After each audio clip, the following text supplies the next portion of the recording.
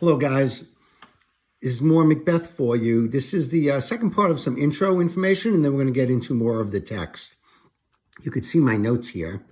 First off, what you need to know, and it's kind of famous for this, is that the play Macbeth is set in Scotland. It's often referred to as a Scottish play. All right, our setting for the beginning of this. In Scotland, the king in Scotland is Duncan. It's not Macbeth, but you'll see how that comes up. In Scotland, this King Duncan has two sons, Malcolm and Donalbain.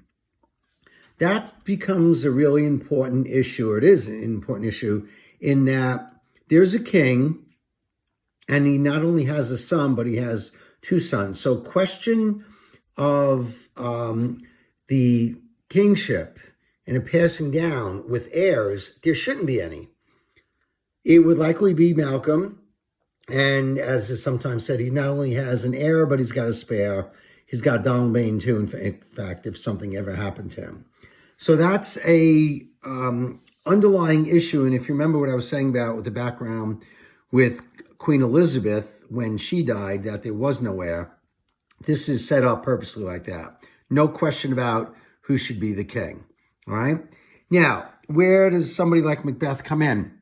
Well, there's this very important position called a thane. And I think the best description of it, it's kind of a combination of like a governor and a general. Because these thanes had a geographic area that they were in charge of. But they also had an army, and they were responsible for defending not only that area, but also the king in general and the interests of the king. And the relationship between the king and the thane was something that was considered very important, basically sacred. And it was based on this loyalty. The thane would do his best, work hard, fight hard for the king. And the king would reward the thanes that did so. It would not be uncommon for a thane to go out and conquer new land. He would go to his king and say, "Here, I've conquered this for you. It's all for you." And the king would say, "Thank you, my loyal thane." And he would likely give that thane a big chunk of it. So with these areas, they would have titles for them. So our title character is Macbeth.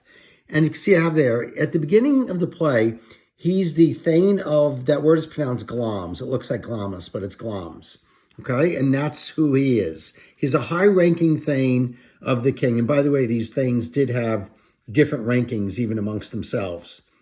Another thane that becomes very important is Banquo, and I have nothing written next to him because we never get a title for him of what area he's thane of. Another thane that is in this important part of the story is Macduff, and he's the thane of Fife, and you'll see how that comes up.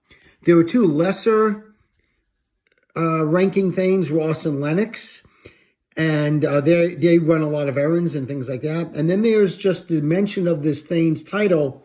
Without his name, we just have the Thane of Quarter, and that becomes part of the story, important part of the story. All right?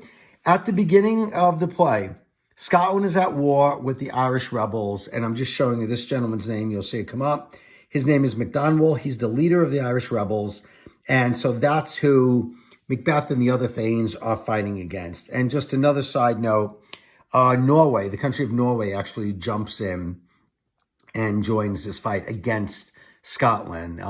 The phrase is seeking advantage. They thought Scotland would be busy and weakened in their war with the Irish rebels, so they thought they would take advantage of that. All right, so that's the setting, background, our main plays at the beginning of this, and we're going to move on to the next scene.